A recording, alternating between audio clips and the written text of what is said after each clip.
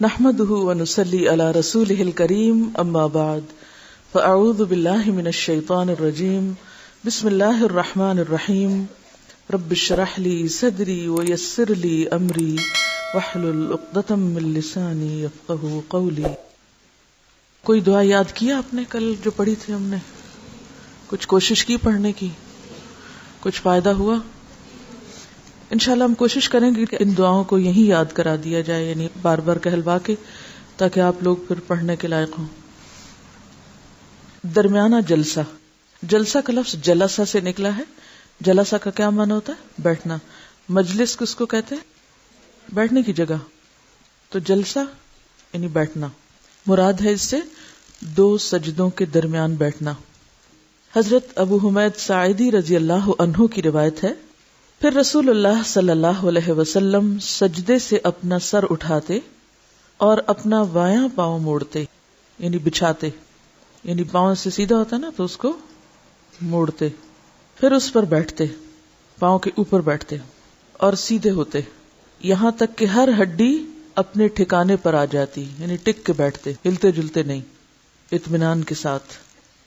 یعنی پہلے سجدے سے سر اٹھا کر نہایت آرام اور اطمینان سے بیٹھ جاتے اور دعائیں جو آگے ابھی بتائی جائیں گی ان کو پڑھ کر پھر سجدہ کرتے. یعنی دوسرا سجدہ اور پہلا سجدہ الگ کرتے، کس کے ساتھ؟ دعاؤں کے ساتھ. آپ صلی اللہ علیہ وسلم کا معمول تھا کہ بیٹھتے وقت اپنا دایاں پاؤں کھڑا کر لیتے، یعنی حتیٰ کہ دو سجدوں کے بیچ میں بھی جب بیٹھتے تو اسی طرح بیٹھتے اور دونوں پاؤں کی انگلیاں قبلہ رخ کر لیتے. ایک تو پاؤں جب موڑا جائے تو اس سے قبلہ رخ ہو جاتے اور دوسرا جو جس پہ بیٹھے ہوئے ہیں اس کے بھی اینگل اس طرح کے رخ قبلے کی طرف، یعنی جتنا میکسیمم موڑ سکے. اور کبھی کبھی آپ صلی اللہ علیہ وسلم اپنے قدموں اور اپنی ایڑیوں پر بیٹھتے. ایڑیاں کس کو کہتے ہیں؟ ہیلز کو. یعنی دونوں پاؤں موڑ کے تو پیچھے ہیلز اوپر آ جاتے تو ہیل کے اوپر بھی بیٹھتے. کبھی کبھی ایسا بھی کرتے. یعنی دونوں طریقے ملتے ہیں. اور یہ دوسرا طریقہ جو ہے یہ صحیح مسلم میں موجود ہے، یعنی اس کی دلیل صحیح مسلم میں ہے. جب پیچھے پاؤں موڑ کے بیٹھتے ہیں تو ہیلز اوپر آ جاتی ہیں. ذرا بیٹھیں آپ سب اس وقت، انگلیاں کعبے کی طرف رکھیں اور ہیلز پر بیٹھیں. بولنے کی تو ضرورت نہیں. ہم ہر وقت بولنا کیوں شروع کر دیتے ہیں؟ کتنا ہی اچھا ہو کہ ہم ہر کام وقار سے کریں اور آپس میں بحث مباحثہ اور ایک دوسرے کے اوپر انگلی اٹھانے سے بہتر نہیں کہ ہم اپنے آپ کو دیکھتے رہیں. اگر اس وقت آپ اپنے آپ کو دیکھ رہے ہوتے تو ایک لفظ بھی بولنے کی ضرورت نہیں تھی. جب تک ہمارے اندر اس درجے کا ڈسپلن نہیں آئے گا، علم نہیں آتا. انگلیاں کس طرف رکھنی ہے؟ کعبہ کی طرف. یعنی تو پھر مڑے گا نا پاؤں. جب مڑے گا تو کیا ہوگا؟ پیچھے ہیلز آ جائیں گی نا. پھر جب آپ ہیل پہ بیٹھیں گے تو ذرا تھوڑے سے ریز ہو جائیں گے. بس اتنی سی بات ہے.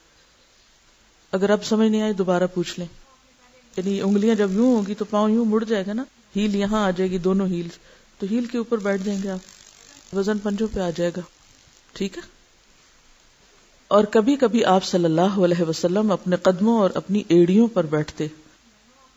نبی صلی اللہ علیہ وسلم خود بڑے اطمینان سے جلسے میں بیٹھتے اور آپ نے اس شخص کی نماز کی نفی فرمائی جو دو سجدوں کے بیچ میں نہ ٹکے. لیکن بہت سے لوگوں کو تو پتہ ہی نہیں. عموماً لوگ دو سجدے کس طرح کرتے ہیں؟ یا ہم لوگوں کو چھوڑیں، ہم کیسے کرتے رہے؟ بس گئے سجدے میں، اٹھ کے پورے سیدھے بھی نہیں ہوئے دوبارہ چلے گئے. اتنی تیز نماز. تو مسنون طریقہ کیا ہے کہ ایک سجدے اور دوسرے کے درمیان پھر سکون ہو، پھر تھوڑا سا ٹکا جائے. اور جیسے کہ پیچھے بھی ہم پڑھ چکے ہیں کہ آپ صلی اللہ علیہ وسلم دو سجدوں کے بیچ میں اتنی دیر بیٹھتے جتنی دیر میں ایک سجدہ ہوتا. گویا سجدہ، بیٹھنا اور سجدہ، یہ تینوں کا جو ڈیوریشن تھا وہ تقریباً برابر ہوتا تھا. کبھی کبھی زیادہ دیر بھی بیٹھتے، یہاں تک کہ بعض لوگ کہتے کہ آپ دوسرا سجدہ کرنا بھول گئے ہیں. یعنی اتنی دیر تک استغفار پڑھتے رہتے. دونوں روایتیں بخاری کی ہیں. جلسے کی مسنون دعائیں. حضرت ابن عباس رضی اللہ عنہ روایت کرتے ہیں کہ رسول اللہ صلی اللہ علیہ وسلم دونوں سجدوں کے درمیان یہ دعا پڑھتے: اللہم اغفر لی وارحمنی وعافنی واہدنی وارزقنی. ایک اور روایت میں وجبرنی کا لفظ بھی آتا ہے، اے اللہ مجھے بخش دے، مجھ پر رحم فرما، مجھے ہدایت دے، مجھے عافیت سے رکھ اور مجھے روزی عطا کر۔ یہی عام طور پر فکریں ہوتی ہیں لوگوں کی کہ ہائے ہمارے اتنے گناہ ہیں، ہمارا کیا بنے گا، ہماری یہ مشکلات ہیں، ہمارا کیا بنے گا، ہمیں کوئی پریشانی نہ ہو، کوئی حادثہ نہ ہو، کوئی مشکل نہ ہو، ہم کہیں بھٹک نہ جائیں، پھسل نہ جائیں۔ بہت سے لوگ قرآن پڑھ کے بس اسی خوف میں مبتلا رہتے ہیں کہ کہیں ہم پھسل نہ جائیں۔ جس کا اللہ سے تعلق ایک دفعہ بن جاتا ہے اور پھر وہ اس تعلق کو قائم رکھنے کی کوشش کرتا ہے، وہ بھٹکنے پھسلنے سے اللہ کی رحمت سے بچتا ہے پھر، کیونکہ اللہ نے تھام لیا۔ یہ کہاں لکھا ہوا ہے؟ کوئی دلیل دے مجھے، دلیل کے بغیر نہ میری بات سنا کریں اور نہ قبول کیا کریں۔ آیت الکرسی کے بعد کیا آیت ہے؟ سب نہیں بولے، ایک بولے، ہاتھ کھڑا کر لیا کرے۔ دیکھیے یہ بھی تو صبر سے تعلق رکھتا ہے نا کہ نہیں؟ میں جب پہلی دفعہ باہر پڑھنے کے لیے گئی تو بعض اوقات ایک ایک لیکچر میں کئی لوگ بیٹھے ہوتے تھے، یعنی 40-50 نہیں، 100-200 300 تک بھی بعض اوقات ایک لیکچر تھیٹر میں لوگ بیٹھتے، اور ایسے لگتا تھا جیسے کوئی بت بیٹھے ہوئے ہیں۔ بت ہیں یہ، انسان نہیں، کوئی موم کے مجسمے اٹھتے ہیں، بیٹھتے ہیں، گھومتے ہیں، پھرتے ہیں، کان کھلے ہیں اور آنکھیں کھلی ہیں، زبان بند ہے، منہ بند ہے، اور آتا بھی ہوتا تھا تو یوں لگتا تھا کچھ نہیں آتا، اور جب کسی سے پوچھ لیا جاتا تو بتا دیتا، یا کچھ شیئر کرنا چاہتا تو اجازت لے کے شیئر کر لیتا۔ تو مجھے اتنی حیرت ہوتی تھی کہ یہ ان میں اور ہم میں کیوں فرق ہے؟ یہ انسان نہیں لگتا، ان کے اندر تو کوئی جذبات ہی نہیں ہے۔ لیکن حقیقت یہ ہے کہ علم کے لیے ایسا ہی ڈسپلن چاہیے ہوتا ہے کہ انسان کو بہت کچھ بھی آتا ہو تو اس کے اندر یہ خواہش نہ ہو کہ پتہ چل جائے مجھے بہت آتا ہے۔ یہ خواہش کیسی خواہش ہے؟ ذرا سوچیں تھوڑی دیر کے لیے، ہاں تھوڑی دیر کے لیے غور کریں اس بات پر۔ کہیں گے ہمارے پیچھے ہی پڑ گئی ہیں، چھوڑیں گی نہیں کسی بات پہ، ہیں؟ تھوڑی دیر کے لیے اس ایکشن اور اس حرکت پر غور کریں ہم سب کہ اس بات کی خواہش، یعنی ایسا کرنا کس چیز کی عکاسی کر رہا ہوتا ہے؟ بے صبرا ہو کے بولنا، بغیر کسی کے پوچھے، بغیر کسی کی اجازت کے بس بولنا شروع کر دینا۔ کیا پتہ چلتا ہے؟ اب مجھے دوسروں سے زیادہ آتا ہے، میں جانتی ہوں، میں بھی بتا سکتی ہوں، مجھے یہ آ گیا اب۔ تو کہیں ایسا تو نہیں کہ ہمیں علم کی خود نمائی کا بھی شوق ہو؟ ذرا جھانکیں اپنے اندر، کیونکہ علم کے لیے تو زیادہ ضروری کیا ہے؟ خاموشی ضروری ہوتی ہے۔ جب پوچھا جائے کہ ہاں سب بتائیں، بولیں، اس وقت ہم خاموش ہو جاتے ہیں۔ جب یہ کہا جائے کہ ہاں سب بولیں، تو بات یہ ہے کہ یہی وجہ ہے کہ بعض اوقات ہم بہت سی چیزیں پڑھ کے بھی سمجھتے کوئی نہیں ہے، کیونکہ ہم فوکس وہاں نہیں ہوتے جو کہا جا رہا ہوتا ہے۔ ہمارے ذہن میں کچھ اور ہی خیالات پنپ رہے ہوتے ہیں اور ہم ان کے اظہار کے لیے جملے تلاش کر رہے ہوتے ہیں، اور اس کے اظہار کے لیے پھر ہاتھ بھی کھڑا کر دیتے ہیں ساتھ ہی بغیر اجازت کے۔ تو اس سے کیا ہوتا ہے کہ پورا ماحول جو ہے وہ ایک تفریحی ماحول بن جاتا ہے۔ بہرحال نمبر 1 غور سے سنا جائے، صرف اس وقت بولا جائے جب صحیح بات آتی ہو، اور اگر کچی پکی آتی ہے تو بس اتنی ہی بتائیں، ہاتھ کھڑا کر کے اجازت لیں اور پھر بولیں، ٹھیک ہے؟ تو آپ دیکھیں گے کہ اس طریقے سے آپ کے جو لرننگ کی پرسنٹیج ہے وہ اور بڑھ جائے گی انشاءاللہ۔ ہاں تو میں آپ سے یہ کہہ رہی تھی کہ کوئی بات دلیل کے بغیر قبول نہ کیا کریں۔ ابھی یہ دعا یہاں تھی، وحدنی وحدنی، اللہ مجھے ہدایت دے۔ تو بات یہ ہے کہ ہم میں سے بہت سے لوگ جو دین پڑھتے جاتے ہیں، جو سمجھ آتی جاتی ہے، ساتھ ایک خوف بھی بڑھتا جاتا ہے۔ آپ سب کو آج کل کیا خوف ہے کہ یہ کیفیت جو ابھی ہم پر ہے، جو اسٹیٹ آف مائنڈ یا خشوع یا وٹ ایور اس وقت ہے، کیا یہ برقرار رہے گی؟ کیا میں اس علم پہ عمل کر پاؤں گی؟ کیا میں جذب کر پاؤں گی؟ ایک نیچرل سی فیلنگ ہے سب کی، کیونکہ جو انسان علم میں آگے بڑھتا جاتا ہے نا، اپنی جہالت کھلتی جاتی ہے، احساس ہونے لگتا ہے کہ ابھی تو بہت طویل منزل ہے۔ تو پھر یہ بھی ایک پازیٹو سوچ ہے جو انسان کے اندر آتی ہے کہ پھر مجھے اس کو کیسے تھامنا ہے۔ تو اس کے لیے ایک ہی طریقہ ہے، اور وہ ہے اللہ سے اپنا تعلق کسی بھی قیمت پہ کم نہیں ہونے دینا۔ اور پھر آپ دیکھیں کہ آپ نہ بھٹک سکتے ہیں نہ پھسل سکتے ہیں۔ کیوں؟ قرآن پاک میں اللہ تعالیٰ فرماتے ہیں فَمَن يَكْفُرْ بِالطَّاغُوتِ وَيُؤْمِن بِاللَّهِ فَقَدِ اسْتَمْسَكَ بِالْعُرْوَةِ الْوُثْقَى لَا انفصام لَهَا۔ جس نے طاغوت کا انکار کر دیا اور اللہ پر اعتماد کر لیا. یؤمن باللہ، اللہ کو تھام لیا، پکڑ لیا. فقد استمسک، تو گویا اس نے مضبوطی سے پکڑ لیا. کس کو؟ بالعروۃ الوثقی، مضبوط کڑے کو. یعنی جس کا اللہ سے تعلق جڑ گیا نا، اس نے ایسا کڑا پکڑ لیا، اس کے ہاتھ ایک ایسی چیز آ گئی لن انفصام لہا، جو نہ کبھی ٹوٹے گی نہ چھوٹے گی، اور نہ ہی انسان پھر شیطان کے ہتھے چڑھ سکتا ہے. تو آپ سب کو اس خوف کے علاج کے لیے کیا کرنا ہے؟ نمبر 1، اپنے ساتھ عہد کرنا ہے کہ مجھے آج سے یا اس کورس سے یا اس کورس کے بعد سے اپنی زندگی کا ایک نیا باب رقم کرنا ہے، ایک نیا دروازہ ملنا ہے. کیا آپ کو اس کورس سے کچھ نیا نہیں ملا؟ کوئی نئی جہتیں نہیں کھل رہی ہیں نا، نئے دروازے کھل رہے ہیں. جب نیا دروازہ کھل گیا آپ کے سامنے، نیا باب، نیا دروازہ، نئی دنیا پا لی آپ نے، یا ایک سٹیپ آگے بڑھے. اب یہ ہے کہ جو کچھ میں تھی وہ تھی، آئندہ مجھے ایک نیا انسان بننا ہے، ایک نیا باب رقم کرنا ہے. تبدیلی، چینج ایکسپٹ کرنا ہے مجھے، اپنے کام میں بھی، اپنی ذات میں بھی، اپنے ماحول میں بھی. تبدیلی کا عمل نمبر 1. اس کے لیے اللہ کے ساتھ مضبوط تعلق میں کسی صورت کمی نہیں آنے دینی. اس کو آپ یوں بھی کہہ سکتے ہیں کہ اہم چیز کو نمبر 1 رکھنا ہے. اور آپ کی زندگی میں سب سے اہم کیا ہے؟ سب سے اہم کون ہے؟ اللہ. یا غلط کہہ رہی ہوں؟ سوچیے، غور کر کے جواب دیا کریں، بے سوچے سمجھے نہ بولا کریں. تو یہ نیا باب کیا ہے؟ نیا دروازہ کیا ہے؟ مجھے آئندہ زندگی کے لیے نمبر 1 کو ہی نمبر 1 پہ رکھنا ہے، اور میرے لیے نمبر 1 میرا رب. جب کوئی انسان، جب کوئی طاقت، جب کوئی طاغوت، جب کوئی بھی شخص آپ کی پرواز میں، یعنی اللہ کی طرف جو آپ کا سفر ہے اس میں رکاوٹ ڈالنے لگے، اور اگر آپ سمجھیں کہ آپ تنہا نہیں نبٹ سکتے تو فوراً وتواصوا بالحق وتواصوا بالصبر، ساتھیوں کی مدد لیں، ایک دوسرے کو پکڑیں. جیسے وہ پرندے اونچی اڑان اڑتے ہیں نا، جو ہزاروں میل کا سفر کرتے ہیں، اس میں خدا نہ خواستہ کوئی پرندہ زخمی ہو جائے یا کچھ ہو جائے، تھک جائے، تو وہ ایک دوسرے کی ہیلپ کرتے ہیں، ایک دوسرے کو مدد کرتے ہیں. تنہا کوئی پرندہ اونچا نہیں اڑ سکتا، یہ یاد رکھے. طویل فاصلے جو ہوتے ہیں نا، طویل سفر، تنہا نہیں ہوتے، مانی ہوئی بات ہے، ساتھ چاہیے ہوتا ہے. تو نمبر 1 کو نمبر 1 رکھنا ہے. اور آج سے نمبر 1 بس ایک ہی ہے، کوئی اور نہیں ہے نمبر 1. اور اگر نہیں تو اس کو بنائے نمبر 1، اور صرف اللہ کی ذات. کوئی انسان، کوئی شخص، کوئی چیز، کوئی کچھ بھی اگر اس کو نمبر 2 پہ لانے لگے تو وہ نہیں ایکسپٹ کرنا.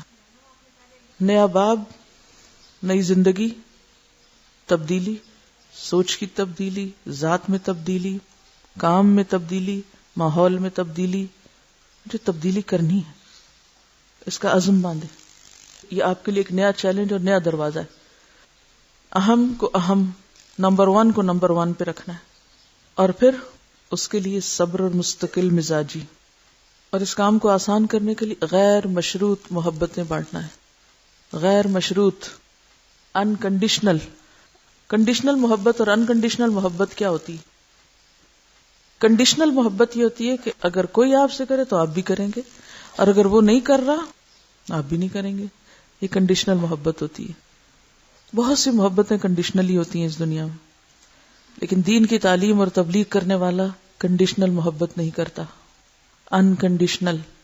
نماز نبی کی کلاس ہے اور میں کہیں اور چلی گئی ہوں، لیکن پھر اگر عام روزمرہ زندگی سے ریلیٹ نہیں کریں گے تو دعائیں کس چیز کی مانگیں گے؟ بے روح دعائیں منتر کے طور پہ مانگیں گے. تو منتر تو نہیں پڑھنے ہم نے. اگر میں وحدنی کہہ رہی ہوں تو کس چیز کے لیے کہہ رہی ہوں؟ پھر پتہ ہونا چاہیے کہ میرا رستہ کیا ہے. قل هذه سبیلی ادعو الی اللہ. تو غیر مشروط محبتیں، اس کے لیے بہت حوصلہ چاہیے ہوتا ہے کہ نہیں؟ کتنا؟ سمندر دل چاہیے، دریا تھوڑا رہے گا. مجھے اللہ کے لیے کرنا. پھر کیا ہوگا؟ ہر ایک کو سلام کر سکیں گے نا؟ مشکل ہوگی پھر سلام کرنا، چھوٹے کو، بڑے کو، جو آپ کا شکر گزار ہو اور جو آپ کا سخت ناشکرا ہے، سب کو. جو آپ کے ساتھ اچھا کرتا ہے اور جو آپ کے ساتھ نہیں بھی کرتا اس کو بھی. کیا آپ کو اس کا کوئی ریٹرن ملے گا؟ کوئی ریٹرن ملے گا؟ کیا ریٹرن ہوگا؟ اللہ کی محبت بندوں کی محبت کے رستے سے گزر کے ملتی ہے. اللہ کی محبت ڈائریکٹ نہیں ملا کرتی. اللہ تعالیٰ نے تو شرط لگا دی، ان کنتم تحبون اللہ فاتبعونی یحببکم اللہ. اللہ کی محبت ملتی ہے کب؟ جب اللہ کے حبیب سے محبت کریں، ان کی اتباع کریں. اور ان کی اتباع اور ان کی پیروی کیا ہے کہ انہوں نے انکنڈیشنل قسم کے احسانات کیے تھے، انکنڈیشنل محبت کی تھی، غیر مشروط. کوئی کچھ بھی کر لے، مجھے اچھا ہی کرنا ہے. اتنے کام آسان ہو جائیں گے آپ کے، آپ سوچ بھی نہیں سکیں گے. کتنے رستے ہموار ہوں گے، کتنی ہمدردی سے مراد یہ کہ کتنا آپ کے لیے لوگوں کا رویہ پازیٹو ہو جائے گا. دیر لگے گی، وقت لگے گا، لیکن ملے گا آپ کو ریٹرن لوگوں کی طرف سے. اللہ کی محبت تو ملے گی، بندوں کی محبت بھی ملے گی آپ کو. اور محبت سے مراد یہ کہ تعاون ملے گا. وہی جو آپ کے رستے میں روڑے اٹکاتے ہیں وہ آپ کے روڑے اٹھانے والے بن جائیں گے. آزما کے دیکھ لیجئے. لیکن اس کے لیے سخت صبر چاہیے، سخت صبر. آسان نہیں، یہ کہنا بہت آسان ہے، کرنا بہت مشکل ہے. تو اللہم اغفر لی وارحمنی وعافنی، ہر ایک عافیت چاہتا ہے ہم میں سے. واہدنی وارزقنی، ساری پریشانیوں کا حل ہے اس دعا میں. حضرت حذیفہ رضی اللہ عنہ روایت کرتے ہیں رسول اللہ صلی اللہ علیہ وسلم دونوں سجدوں کے درمیان پڑھا کرتے تھے رب اغفر لی رب اغفر لی. اور وہ جو لمبا بیٹھتے تھے نا، تو میرا حسن ظن یہی ہے کہ گن کے نہیں پڑھتے ہوں گے، ان گنت پڑھتے ہوں گے رب اغفر لی. اور ان گنت کون پڑھ سکتا ہے؟ جو مغفرت کا طلبگار ہو. وہ نہیں پڑھ سکتا جو نمبر ختم کرنے کا شاہ سوار ہو کہ مجھے 7 پورے کرنے، ہو گئے پورے، خلاص ہو گئی تعداد پوری. نہیں، یعنی جب تک وہ والہانہ پن نہیں آئے گا نا. کیونکہ اگر آپ کا دماغ اس پہ لگا رہا تھا کتنے ہو گئے، کتنے ہو گئے، پورے ہو گئے، ہاں پورے ہو گئے، اللہ اکبر، یہ نہیں. جس کا دھیان گنتی سے زیادہ مغفرت کی طرف ہوگا. اسی لیے یہاں تعداد نہیں بتائے گی. اصل میں یہ باتیں میں کیوں کر رہی ہوں؟ آپ کے سوالوں کی وجہ سے. جب میں کوئی دعائیں پڑھا کے اٹھتی ہوں تو پھر مجھے اس طرح کے سوال آتے ہیں، یہ کتنی دفعہ پڑھنا ہوگا، پہلے کیا پڑھنا ہوگا، پھر کیا پڑھنا ہوگا. تو میں سوچتی ہوں یہ سوال آتا کیوں ذہن میں؟ بھئی جب خاموشی اختیار کی گئی.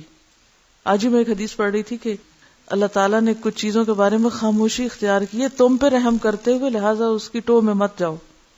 یعنی کچھ چیزیں اللہ کو پتہ تھیں، وہ بہت کلیئر لفظوں میں آپ کو بتا سکتا تھا اتنی دفعہ گن کے پہلے یہ بعد میں یہ منتر کر لو، لیکن اس نے نہیں بتایا، خاموشی اختیار کی. اب یہاں کوئی تعداد نہیں لکھی. اگر آپ مجھ سے پوچھتے ہیں کیا تعداد پڑھیں، پھر میں کیا بتاؤں آپ کو؟ میں شارع ہوں، میرے ہاتھ میں تو نہیں ہے شریعت کہ میں مقرر کروں آپ کے لیے تعداد. یہ کرنی چاہیے، مجھے حق ہے جو تعداد آپ صلی اللہ علیہ وسلم نے بتائی وہ میں بتاؤں؟ نہیں. کیوں نہیں تعداد بتائی گئی یہاں؟ تاکہ دھیان تعداد کی طرف نہ رہے، دھیان کدھر رہے؟ مانگنے کی طرف. دوسرا سجدہ، جب آپ پورے اطمینان سے جلسے کے فرائض سے فارغ ہوں تو پھر دوسرا سجدہ کریں، اور پہلے سجدے کی طرح اس میں بھی بڑے خشوع و خضوع اور کامل اطمینان سے دعا یا دعائیں پڑھیں. مت پوچھیں کتنی دفعہ اور کون کون سی، یہ آپ کی اپنی چوائس ہے. بس مسنون دعائیں بتا دی گئی ہیں، سلیکٹ کریں اور پڑھیں، اور پھر اٹھیں. جلسہ استراحت، استراحت کس کو کہتے ہیں؟ آرام. یعنی ایک رکعت ہو گئی، اب ذرا آرام کر کے اٹھے. آرام سے مراد یہاں ریلیکس کرنا نہیں. اچھا انٹرسٹنگ بات یہ ہے کہ اس کا نام جو میں نے استراحت پڑھا تو مجھے تھوڑی سی حیرت ہوئی. آپ کو معلوم ہے کہ اس وقت ویسٹ میں کئی میڈیٹیشن سینٹرز بنے ہوئے ہیں جہاں لوگوں کو صرف ریلیکس فیل کرایا جاتا ہے. ان میڈیٹیشن سینٹرز میں وہ لوگ دن میں 1 دفعہ 2 دفعہ 3 دفعہ بھی جاتے ہیں، بعض اوقات آدھا گھنٹہ گزارتے ہیں، مختلف طرح کی ایکسرسائز کرتے. کبھی کہتے ہیں توجہ ناک پہ رکھیں، کبھی کہتے ہیں توجہ دماغ پہ رکھیں، کبھی کہتے ہیں توجہ وہاں رکھیں. یعنی خشوع و خضوع کرواتے ہیں، پیسے بھی لیتے ہیں اور ریلیکس کرا کے گھر بھیج دیتے ہیں. تو میں سوچتی تھی کہ ہم کیوں نہیں شکر گزار ہوتے مسجدوں کی. ہم میڈیٹیشن سینٹرز کے تو شکر گزار ہیں، لیکن نماز میں خشوع و خضوع، ایک مفت کی مسجد میں جا کے وضو کر کے خاص طریقے پر اللہ کا ذکر کر کے اگر وہی آدھا گھنٹہ ہم سکون سے نماز پڑھ کے نکلیں، کوئی دینا نہ پڑے، نہ کوئی فیس ہے اس سینٹر کی اور نہ ہی کسی کی غلامی ہے، بس امام آتا ہے وہ آپ کو صرف اکٹھا کر کے، پھر اکٹھا کرنے کی بھی تو ایک برکت ہے نا. کیونکہ کل ہم نے پڑھا تھا نا، جب کوئی شخص اللہ اکبر کہتا ہے تو کیا ہوتا ہے؟ سنے تو یاد ہو نا، ہاتھ کھڑا کریں. ہاتھ کیوں ہاتھ نہیں کھڑا کریں؟ جی ہاں، زمین و آسمان کی ہر چیز میں جیسے نور داخل ہو جاتا ہے. اتنی بڑی چیز ہے. میرے منہ سے اللہ اکبر نکل رہا ہے اور اس کا نور پھیل رہا ہے. کبھی سوچا ہم نے اس پر؟ اب اس چیز پر غور و فکر کیا گیا. کچھ لوگ غور و فکر کرتے وہ صرف پڑھ کے گزر نہیں جاتے، وہ غور و فکر کرتے ہیں کہ یہ کیا نور ہوگا. اچھا، نور کس شکل میں ہوتا ہے؟ نور کس شکل میں ہوتا ہے؟ کتاب کی شکل میں، کاغذ یا لوہے کی شکل میں؟ نور کس طرح ہوتا ہے؟ روشنی کی شکل میں. روشنی کس شکل میں ہوتی ہے؟ سکینت کی شکل میں. یہ روشنی نکل رہی ہے نا، اس سے دیکھیے وہاں سے یہاں تک کیسے آ رہی ہے، ایسے کر کے دیکھیں کیا آ رہا ہے آپ تک. کیوں نہیں بولتے پھر ریز؟ میں آپ سے یہ پوچھ رہی ہوں کہ روشنی کس شکل میں ہوتی ہے، یعنی اس کا، یا میرا سوال غلط ہے؟ شاید میرا سوال درست کیجیے. مجھے کیسے پوچھنا چاہیے تھا؟ روشنی کیسے ٹریول کرتی ہے؟ دیکھیے نور کی جو ہیئت ہے، ہیئت یعنی اس کی فارم کیا ہوتی؟ ریز ہوتی ہے نا، ریز ہی ہے نا. روشنی، بلب سے روشنی نکل رہی ہے، آپ اس کو دیکھ رہے ہیں، ویسے تو نظر نہیں آتی لیکن اگر آپ اس کو باریک طرح سے دیکھیں تو ریز نکلتی ہیں کہ نہیں؟ تو اگر بلب کے جلنے سے ریز نکل رہی ہیں اور اس سے روشنی پھیل رہی ہے، ایک مادی روشنی، تو ایک روحانی روشنی اللہ اکبر کہنے سے پھیلتی ہے، تو وہ کیا ریز نہیں نکلتی؟ وہ بھی ایک طرح سے ریز نکلتی. اب جب ہم اکٹھے پڑھتے ہیں نا، اکٹھے پڑھتے ہیں، نماز اکٹھے پڑھتے ہیں یا قرآن اکٹھے پڑھتے ہیں، تو ہر بندہ قرآن کا جو لفظ بولتا ہے اس کے منہ سے کیا نکل رہا ہوتا ہے؟ ایک طرح سے ریز نکل رہی ہوتی. وہ ٹریول کرتی ہیں. کچھ لوگوں کی ریز سٹرونگ ہوتی ہیں، ان کے اندر ایمان کی بڑی پاور لگی ہوتی ہے نا. اچھا، وہ ریز کیا کرتی ہیں؟ پھر زیادہ روشنی ڈالتی ہیں. ٹھیک ہے. بعض اوقات امام ایسا ہوتا ہے کہ جس کی قرات سے بہت ریز نکلتی ہیں نا، پیچھے والے بالکل مبہوت ہو جاتے، ہپناٹائز ہو جاتے ہیں. چلیے آسان لفظ ہے ہپناٹائز، جلدی سمجھیں گے نا. پھر یہ ہے کہ بعض اوقات امام سے زیادہ پیچھے کسی شخص کے اندر سے خشوع و خضوع کی ایسی ریز نکلتی ہیں، جیسے حمدن کثیرن طیبن مبارکن فی. اب پھر وہ خدا کے لیے اس طرف نہ سوچیے کیا کوئی شخص حضور صلی اللہ علیہ وسلم سے زیادہ آگے ہو سکتی. آگے کی بات نہیں، مراد اس سے یہ ہے کہ بعض اوقات کسی کا ایک ایسا والہانہ پن ہوتا ہے. اب وہ اگر کہا جائے بلال کے قدموں کی چاپ میں نے آگے آگے سے، تو نعوذ باللہ، یہ نہیں ہے مانا کہ وہ آپ سے آگے بڑھ گئے. یہ صرف سمجھانے کی ضرورت ہے، یا سمجھانے کے لیے ایک بات کی جا رہی ہے کہ بعض اوقات کسی انسان کے اوپر ایک ایسی کیفیت یا محبت یا اللہ کی محبت یا دل کے اندر ایک ایسی قوت آتی ہے کسی خاص لمحے یا موقع کہ وہ ناقابل بیان ہوتی ہے. بہت شدید قسم کی انرجی اس سے نکلتی ہے. اچھا، وہ انرجی جو ہوتی ہے وہ باقی لوگوں کو بھی متاثر کرتی ہے. اسی طرح کچھ لوگوں کے اندر نیگیٹو ریز بھی ہوتی ہیں، وہ کوئی ان کا خشوع خضوع نہیں، وہ اباسیاں لے رہے ہیں اور جمائیاں لے رہے ہیں، اور وہ اس سے کیا ہوتا ہے؟ جمائی لینے سے کیوں منع کیا گیا؟ اس سے پھر نیگیٹو ریز ٹرانسفر ہوتی ہیں سب میں. ایک سو رہا ہے تو سارے ہی سونے لگ جائیں گے، ساری محفل متاثر ہوگی. ٹھیک ہے. تو اب آپ دیکھیے کہ جب اکٹھے نماز پڑھتے ہیں، اور مسجد کا اس وقت میں کانسیپٹ آپ کو دے رہی ہوں کہ میڈیٹیشن سینٹر کی بجائے مسجد کس طرح فائدہ مند ہو سکتی ہے کہ اس میں شرط ہے نماز کے لیے خشوع و خضوع اختیار کریں، سر اس طرح ٹکائیں، ناک یہاں رکھیں، ہاتھوں پہ بوجھ آئے، گھٹنے جما کے رکھیں، انگلیاں یوں موڑیں. یہ ساری چیزیں کسی ریجیڈیٹی کے لیے نہیں، ان میں سے ایک ایک چیز کے پیچھے ایک حکمت ہے. اور جب سب لوگ مل کے کرتے ہیں تو واقعی جو مسجد سے نکلتا ہے صحیح نماز پڑھ کے، وہ اتنا سکون اور اتنی خوشی پاتا ہے جو دنیا کے کسی میڈیٹیشن سینٹر میں آپ پیسے دے کے وقت لگا کے بھی نکل آئیں کچھ نہیں ملے گا. یہ کتنا ترس آتا ہے نا، اتنا دل دکھتا ہے کہ کس طرح انسانیت لاسٹ ہے، کہاں بھٹک رہی ہے. جب تک آپ غیر مشروط محبت نہیں کریں گے ان سے، دل میں دکھ نہیں آتا. یعنی میں تو جب ایسے لوگوں کو دیکھتی ہوں، پیسے بھی ضائع کر رہے ہیں، تکلیف بھی اٹھا رہے ہیں. اچھا، پھر بعض ایسے سینٹرز وہاں بنے ہوئے جہاں لوگوں کو صرف ہنسایا جاتا ہے. کبھی ٹیلی ویژن پہ آپ نے پروگرام سنے ہوں گے ہنسنے والوں کے، ریلیکسیشن سینٹر. وہاں لوگوں کو لا کے الٹی سیدھی باتیں سنا کے، یعنی پٹھے سیدھے جس کو کہتے ہیں، جوک سنا کے بس لوگوں کو ہنساتے ہیں، ہنسا کے ہنساتے رہتے ہیں. یا ایسے پروگرام ہوتے ہیں کہ جس میں الٹی الٹی حرکتیں لوگ کر رہے ہوتے ہیں، وہ دکھا کے ہنسا کے وہ وقتی طور پہ کیا کرتے ہیں، غم بھولتے ہیں. باہر نکلتے ہیں اسی دنیا میں لوٹ جاتے ہیں. وہ جہاں ہنسے تھے وہ ہنسی وہیں رہ گئی, ساتھ کچھ بھی نہیں آیا. اچھا, بعض ایسی جگہ ہیں جہاں لوگوں کو رلایا جاتا باقاعدہ, کیونکہ جب انسان نہیں روتے تو دل سخت ہو جاتے نا, تو ان کے دل نرم کرنے کے لیے ان کو رلانے کے طریقے اختیار کیے جاتے ہیں. اب آپ خود سوچیں کہاں بھٹک رہے ہیں لوگ. کیا اللہ کے کلام میں انسان کے لیے بشارت, یعنی جب تلاوت ہوتی ہے تو اس میں بشارت کی آیتیں نہیں آتی, اس میں عذاب کی آیتیں نہیں آتی. ایک تو نا مصنوعی ہنسی ہنسانا, اور ایک کیا ہے واقعی دل کے اندر سے اس کیفیت کا غبار نکلنا. تو کتنا بہترین سسٹم ہے جو اللہ نے ہمیں دیا ہے, اور جس کی ہم قدر نہیں کر رہے, اور جس کے لیے ہم دوسروں کے سامنے نمونہ نہیں پیش کر رہے, اور انسانیت بھٹک رہی ہے, تکلیف اٹھا رہی ہے, کیونکہ فطرت سے ہٹی ہوئی ہے نا, اللہ کے دین سے ہٹی ہوئی ہے. تو جلسہ استراحت یعنی ایک رکعت پوری کرنے کے بعد تھوڑا سا ٹک کے پھر اٹھنا. دوسرا سجدہ کر چکنے کے بعد ایک رکعت پوری ہو چکی ہے, اب دوسری رکعت کے لیے آپ نے اٹھنا ہے, لیکن اٹھنے سے پہلے جلسہ استراحت میں ذرا بیٹھ کر اٹھیں.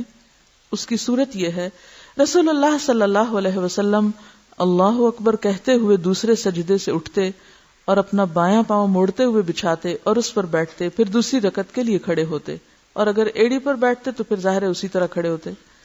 رسول اللہ صلی اللہ علیہ وسلم اپنی نماز کی طاق یعنی پہلی اور تیسری رکعت کے بعد کھڑے ہونے سے قبل سیدھے بیٹھتے تھے. ٹھیک ہے, یعنی تشہد کا جو جلسہ ہوتا تھا اس میں اور طرح, اور پہلی اور تیسری رکعت کے بعد کھڑے ہونے سے قبل سیدھے بیٹھتے.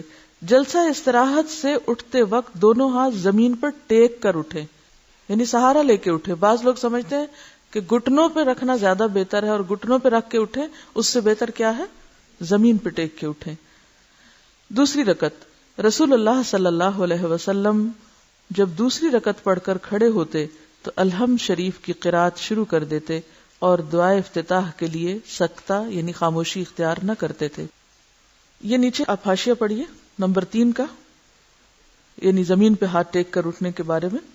ایک مختلف فی روایت میں جلسہ استراحت سے قیام کے لیے اٹھتے وقت ہاتھوں کو آٹا گوندنے والی کیفیت کے ساتھ زمین پر ٹیکنے کا ذکر ہے, جس سے بعض علماء نے یہ استدلال کیا ہے کہ بند مٹھیوں کو زمین پر ٹیک کر اٹھنا مستحب ہے, حالانکہ بشرط صحت حدیث دونوں امر مستحب ہیں, کیونکہ آٹا گوندتے وقت بھی کبھی ہاتھ کھولے جاتے ہیں, کبھی مٹھیاں بنائی جاتی ہیں. لہذا نمازی جس میں سہولت محسوس کرے دونوں طرح کی اجازت ہے. اچھا, اس میں کیوں فلیکسیبلٹی ہے؟ تاکہ ہر شخص اپنے جسم, اپنی ہیئت, اپنے حال حلیے کے مطابق جو سہولت محسوس کرے اس کے مطابق اٹھے.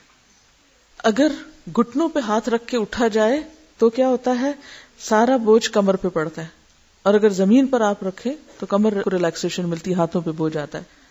بہرحال عام طور پر دیکھا گیا ہے کہ نماز میں سجدہ تلاوت سے اٹھ کر امام اور مقتدی جلسہ استراحت کے لیے نہیں بیٹھتے, بلکہ سجدے سے سیدھے قیام کے لیے کھڑے ہو جاتے ہیں.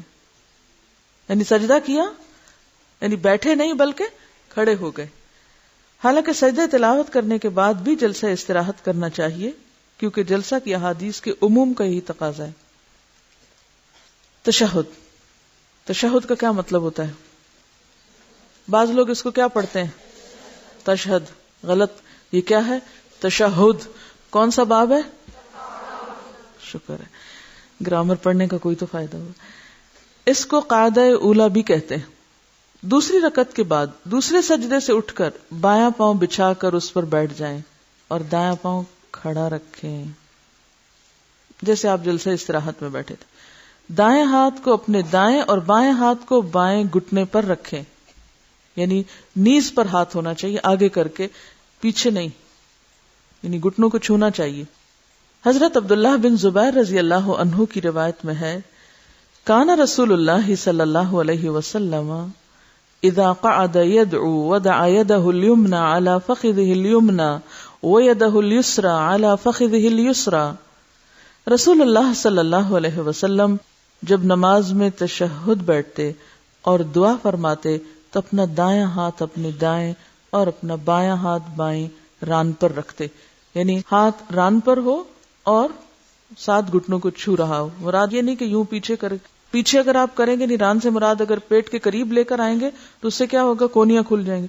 جب کونیاں کھلیں گی تو کیا ہوگا، ساتھ والوں کو تکلیف ہوگی. اور اگر آپ ران پر ہاتھ رکھے ہوئے لیکن گھٹنوں کے قریب ہیں اور گھٹنوں کو بھی چھو رہے ہیں، یعنی گھٹنے چھونے کا مطلب یہ نہیں کہ آپ بالکل ہاتھ نیچے لے جائیں اپنے گھٹنوں کے، نہیں، ران پر ہاتھ رکھ کے گھٹنوں کو چھوئیں، یہ مراد ہے. معلوم ہوا کہ نمازی کو رخصت ہے دونوں ہاتھ گھٹنوں پر رکھے چاہے رانوں پر. اب آپ قاعدہ اولا میں یعنی ذرا پیچھے بھی ہو جائیں یا آگے ہو جائیں تو اس سے فرق نہیں پڑتا. اب آپ قاعدہ اولا میں تشہد پڑھیں. حضرت عبداللہ بن مسعود رضی اللہ عنہ سے روایت ہے کہ رسول اللہ صلی اللہ علیہ وسلم نے فرمایا، پس جب تم نماز میں قاعدہ کے لیے بیٹھو تو یہ پڑھو، التحیات للہ والصلوات والطیبات.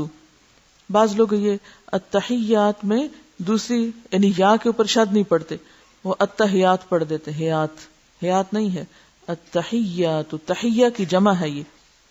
التحیات للہ والصلوات والطیبات، السلام علیک ایہا النبی ورحمۃ اللہ وبرکاتہ، السلام علینا وعلی عباد اللہ الصالحین، اشہد ان لا الہ الا اللہ واشہد ان محمدا عبدہ ورسولہ. میری ساری قولی، بدنی اور مالی عبادت صرف اللہ کے لیے خاص ہے.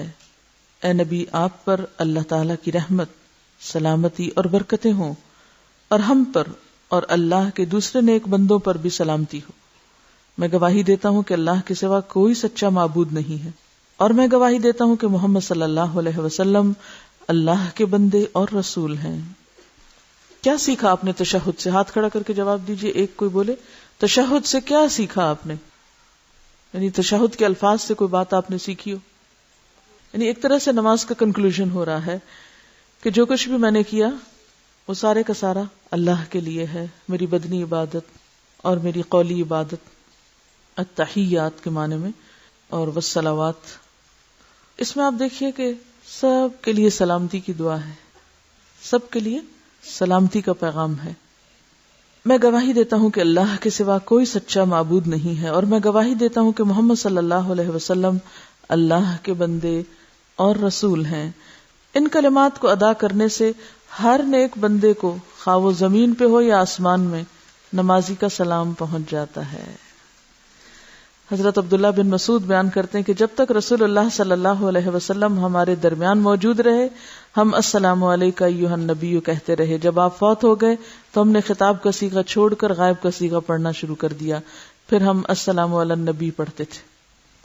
رسول اللہ صلی اللہ علیہ وسلم درمیانی تشہد میں تشہد سے فارغ ہو کر کھڑے ہو جاتے تھے، لہذا درمیانی تشہد میں صرف تشہد کافی ہے. اگر کوئی شخص تشہد کے بعد دعا کرنا چاہے تو بھی جائز ہے.